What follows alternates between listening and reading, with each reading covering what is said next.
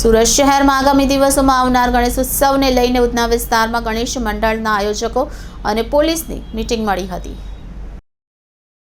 શ્રી ગણેશ ઉત્સવ સમિતિ સુરત શહેર દ્વારા આયોજિત ઉધના પોલીસ સ્ટેશનની હદ વિસ્તારમાં આવતા શ્રી ગણેશ આયોજકોની તેમજ શ્રી ગણેશ મંડળોની એક અગત્યની મીટિંગનું આયોજન રાખવામાં આવ્યું હતું, જેમાં ઉધના વિસ્તારમાં ગણપતિની સ્થાપના કરતા આયોજકો મોટી સંખ્યામાં ઉપસ્થિત રહ્યા હતા।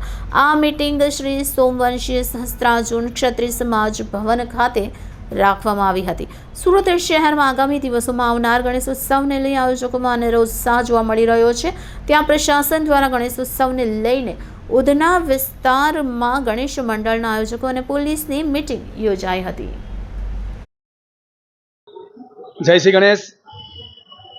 શ્રી ગણેશ ઉત્સવ વર્ષ 2024 ના આયોજનના ભાગરૂપે આજે શ્રી ગણેશ ઉત્સવ સમિતિ સુરત શહેર દ્વારા ઉધના પોલીસ વિસ્તારના ગણેશ ભક્તો અને કાર્યકર્તાની સંગઠનની બેઠક આજે સોમવંશીય સહસ્ત્રાર્જુન ક્ષત્રિય સમાજની વાડીમાં રાખવામાં આવેલી।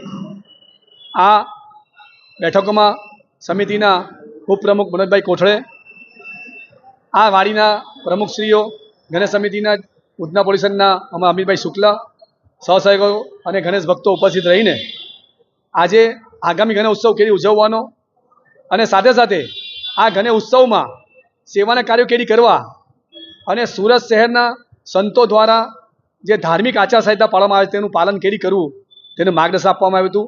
અને આ ઉત્સવ દરમિયાન દરેક મંડળો સમાજના જે છેવાડા માનવી છે તેઓની સેવા કરવા માટે પણ તત્પર છે। તો ચાલો આ વર્ષે આપણે ગણેશ ઉત્સવ ખૂબ ધામધૂમથી ભગવાન ગણેશજીની 10 દિવસ પૂજા અર્ચના શાંતિથી કરીને એના ફળ આપણે મેળવીએ અને વિશ્વાસ છે કે આ વર્ષે પણ ભગવાન ગણેશજીનો ઉત્સવ નિર્વિઘ્ને ધામધૂમથી સુરત શહેરમાં ઉજવાશે। સર્વને વિનંતી કે સરકારના જે જાહેરનામા પડતા હોય તેનું પાલન કરીએ અને સંતોની આચારસંહિતાનું પાલન કરીને ગણેશ ઉત્સવ સમિતિ દ્વારા જે ટોપ 20 અને ટોપ 30 કરવામાં આવે તે 30માં તમારો ભાગ લઈને તમારા મંડળને પણ ઇનામ મળે એવી હું આશા રાખું છું। ભગવાન ગણેશજી સર્વ પર ખૂબ જ અમી દ્રષ્ટિ રાખીને ચતુર્ભુજાથી આશીર્વાદ સુરતના શહેરના ગણેશ ભક્તો પર વરસાવે એવી ભગવાન ગણેશ પ્રાર્થના સાથે આભાર। જય શ્રી ગણેશ।